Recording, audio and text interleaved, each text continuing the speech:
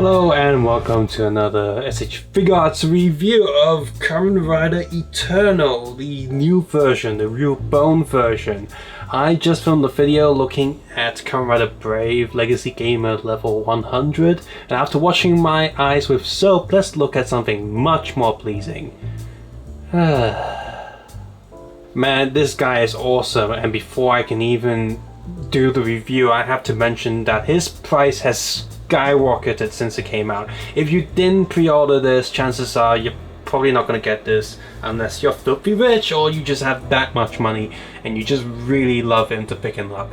The old version, of course, is really cheap now. Not as cheap as other old versions of Figuarts, but still, like, at least affordable for the most part. So if you don't mind the old version, it's okay, but of course this one is just so good. Starting off with the head and of course the shape and scale. This one is obviously just like the other Kamen Rider double version 2s. This one looks much more like the actual suit, much more detailed, and the whole proportions are just great. And just like those figures, for the most part the molding is the same as those, but of course they changed just enough to make it just like Kamen Rider Eternal. The head mold there looks, well, really good. It's actually round shaped this time instead of the weird sort of skinny and long, and the coloring is excellent as well. The side there is also glued on pretty well on mine. Yes, you can still see the helmet line there, but it doesn't affect the grey print or the molding lines that go all the way around back to the other side of the helmet. This looks pretty spot on. The carbon eyes also look way nicer than the original version, and has, you know, a proper slit, proper plastic where it should have in the helmet. The horns there are unfortunately made out of hard-ish plastic, so if you drop this you will probably snap the horn, so do be careful with this figure. Coming down to the chest here, which is one of the reasons why the original retail price was still pretty pricey compared to other figures in this line, is because a lot of work has to go into making sure that every single one of these has the different transparent color as well as the different print on them. Now, the way they've done this is each guide memory and each guide memory maximum drive slot is actually a single piece, and these can actually come off. So you got the pretty much this piece plus a guide memory, and these all are pegged onto the actual strap. So yeah, that's alright, but that also means that every single one of these pieces I think are actually molded with transparent plastic, and they just painted each one differently, like molded differently, and then they just painted the black on top. And then after they painted the black on top, they printed the logo on there. So that does mean that you can't pull the memories out, but yeah, it'd be a little bit like silly to consider that, because if every single of these memories are individual memories that can be pulled out, it's going to be a bit of a hassle. You're gonna lose a lot of bits. So I get why they didn't do that, but that's fine. There are ways to replicate more guide memories if you really need to do that. But yeah, the details on here, molding, painting, and the little print of the guide memory logos all look excellent. You turn around to the back, you see he's got 4 more there on the back of his chest. That's awesome. And if you just quickly look at the arm, he also has 4 more on his arms, and there'll be a few more on his left thigh. The metallic blue paint here and the blue flames, the shape and the paint job are also much nicer than the original. The legs, you can see the rest of the memories attached to his thigh. Those are pretty awesome as well. And right down on the feet, the flame print is also excellent. And these pieces are separate pieces from the feet and leg, which does mean that they get out of the way when you're doing different poses of the feet. Here's a quick look at the bottom. If you do want him to be without the guide memories, both the chest piece and the back piece are, you know, put together as an entire piece and come off easily, as well as the thigh piece as well. And the upper right arm is an altered joint from the regular Kamen Rider double figures that you just pull the entire arm off and replace it. So that's quite good. And I'll just go through one more piece of accessory here, and that's his cape. It's made out of very nice fabric, and you just, you know, unpeg the head, get this on there, and plug the head back on, and it's very easy. Now the old one just had a solid chunk, which was god awful compared to this. Now the cape itself is a very shiny and thin material, but does feel durable. The top chunk is a hard plastic where the cape is glued onto, and that's something that's totally fine. The color of the plastic as well as the cape do match relatively well, and the cape does look like the one from inside the movies. And the wire is very thin, it goes down the side and just around the bottom, so there's no wires in the middle of the cape, which I think is absolutely fine. You do need some practice to mess around with it, but once you're done you can take some amazing photos. And as you can see here, it is, even without practice, the way it's shaped and the way it's designed, it's very easy for it to look like it's blowing in the wind, which is the lost driver. It's the same as the skull and mostly the same as the double one. So yep, it has the moving function and the guy memory slots in there. And of course you have the maximum drive slots on that side as well.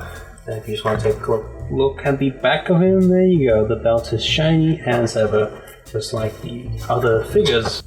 Other accessory wise, apart from the fist already attached to the figure, you have two sort of guy memory holding hands.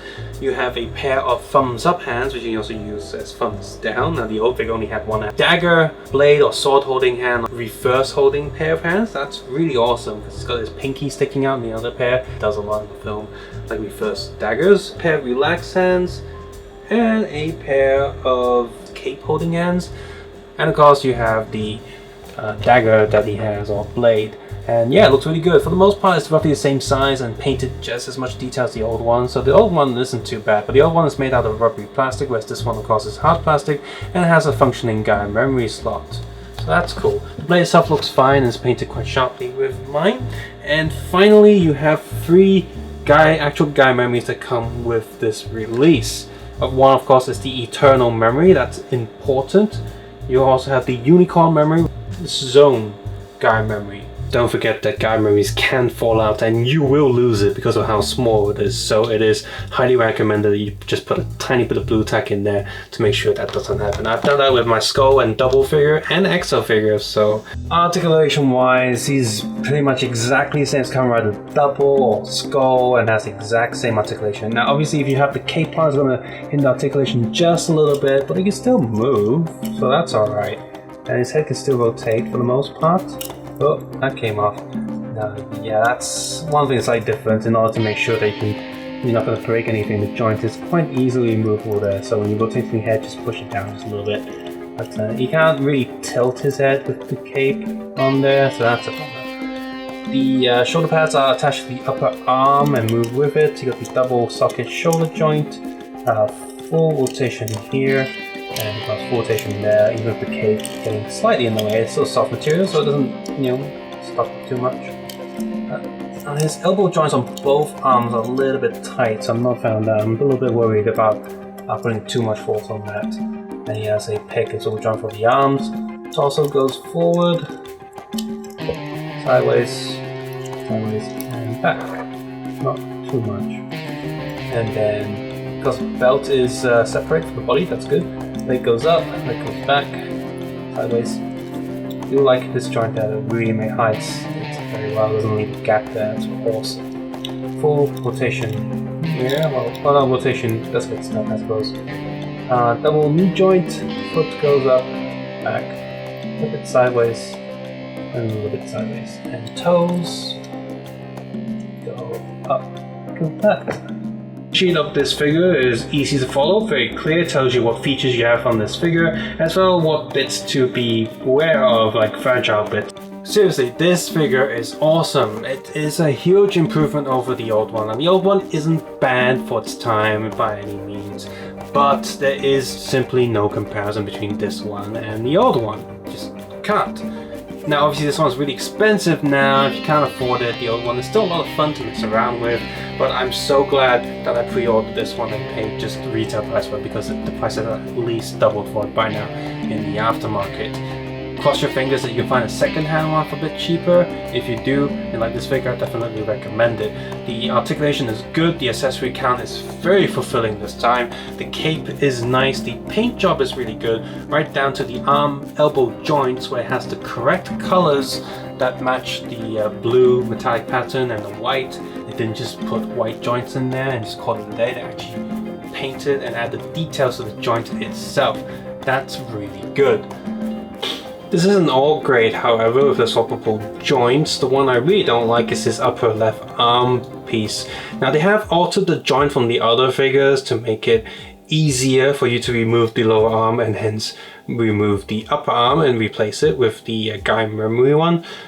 but the joint here is somewhat tight, thin piece of plastic, like a little tube. I'm worried that if I swap the arm too much, I will like wear it down and eventually snap it. That'll be very frustrating. They really could have done with replacing the plastic piece with metal arm. Another problem with this joint is quite a few times when you're pulling on it, you instead pull the shoulder pad off, and the shoulder pad is a little bit of a pain to reattach onto the shoulder, so that can be quite annoying sometimes.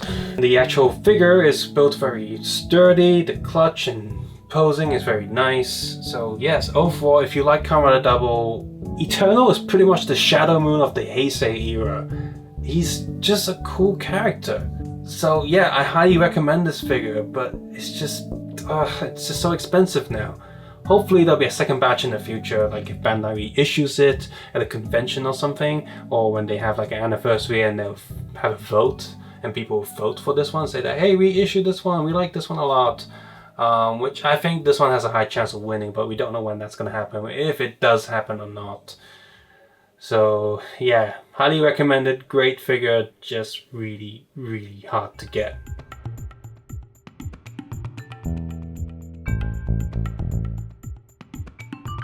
Hey guys, hope you enjoyed this video. Sorry you won't be able to get it, well most of you anyway, but hopefully you liked the photo shoots. Yay! As always, you can support this video by clicking the like button, sharing it with other people, and of course watching the video itself with ad block turned off. You can also support this channel by heading over to Patreon and do it that way.